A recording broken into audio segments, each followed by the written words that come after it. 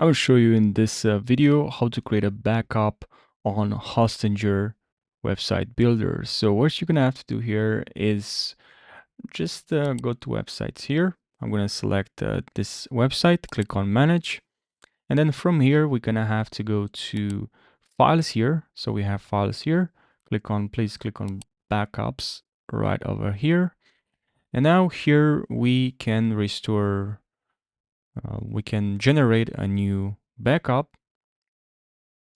You can also restore your website to the preferred data in one click. You can also select here file backups, and you also have database backups.